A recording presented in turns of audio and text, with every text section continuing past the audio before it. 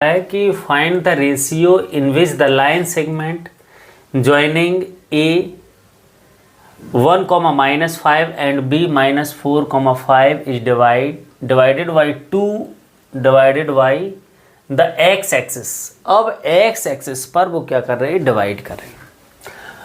Also find the coordinates of the point of division, और उसके जो कोऑर्डिनेट हैं जहाँ पर डिवाइड कर रहे हैं पॉइंट, उसके कोऑर्डिनेट्स भी आपके कीजिए, फाइंड कीजिए। यहाँ पर देखिए डायग्राम किस तरीके से बनेगा। हमारे पास क्या होगा, एक लाइन सेगमेंट ए और बी होगा, और ए और बी की वैल्यू कितनी, 1, -5 और बी कितना होगा, -4, 5 होगा।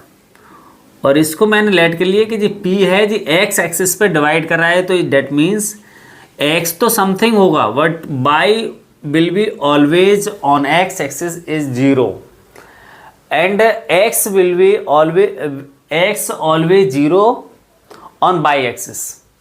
तो x एक्सिस पर हमारा बाई हमेशा क्या होगा, 0 होगा, और बाई एक्सिस पर हमारा x 0 होगा। तो इस P पॉइंट के कोऑर्डिनेट x, 0 होंगे।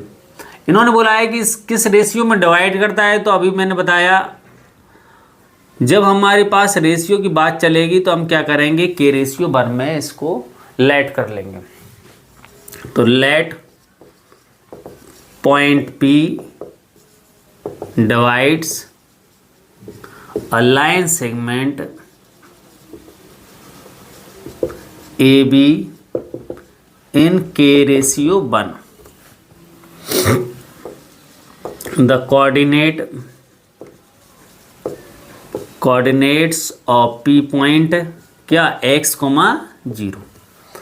तो वही जब भी रेशियो में हमारे पास कोई वैल्यू होगी, कोई सेगमेंट होगा, उसको कोई पॉइंट किस रेशियो में डिवाइड कर रहा है, जब इसकी रेशियो की बात चलेगी तो we will always use section formula. हम सेक्शन फार्मूला का हमेशा यूज करेंगे। तो क्या हो जाएगा, बाई सेक्शन फार्मूला से क्या हो जाएगा, सेक्शन फार्मूला हमारे पास क्या करेगा, और के की वैल्यू निकाल के दे देगा। तो यहाँ पर देखिए हमारे पास x तो है नहीं, x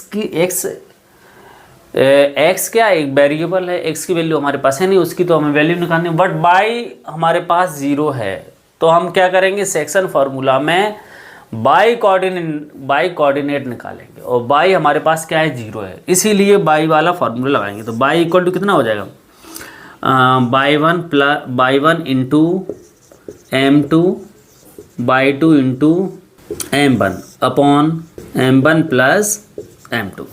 अब यहाँ बाई कितना है, 0 है, और इसका इसमें इंटू करेंगे, और इसका जब बाई हम निकाले तो बाई में इंटू होगा, तो 1 इंटू कितना हो जाएगा, -5 इंटू 1, और के का इसमें इंटू हो जाएगा किस में, 5 में, तो 5 इंटू के अपॉन कितना आ जाएगा, के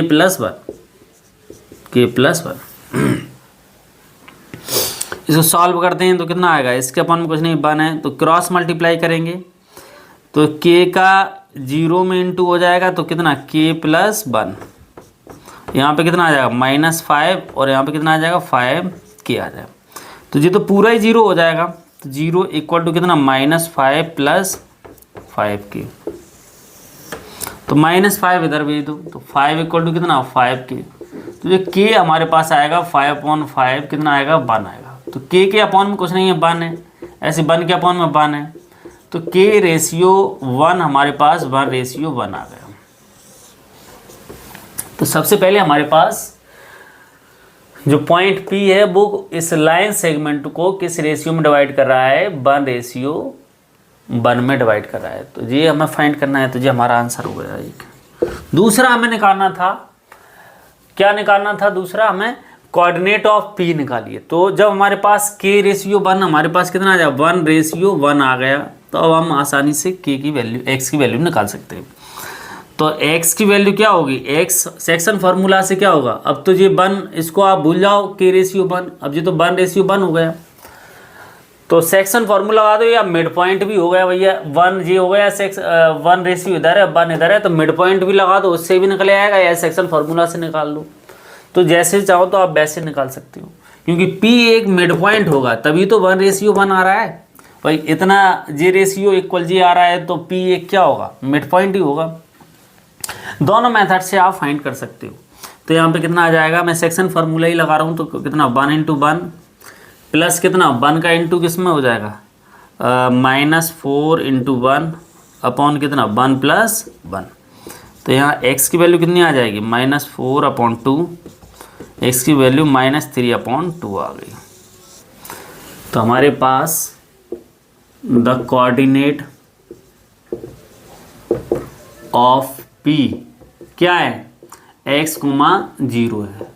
तो x हमारे पास कितना आ गया, -3, -2, -3/2, और ये तो 0 पहले ही से गिवन में, तो ये हमारे पास कोऑर्डिनेट ऑफ P आ गया। किस रेशियो में डिवाइड कर रहा है जी, P पॉइंट वो 1:1 में डिवाइड कर रहा है, तो इस रेशियो भी आ गए। तो ये हमारा क्या होगा, फाइनल आंसर होगा। आई होप आपको क्वेश्चन नंबर 5 समझ में आया होगा।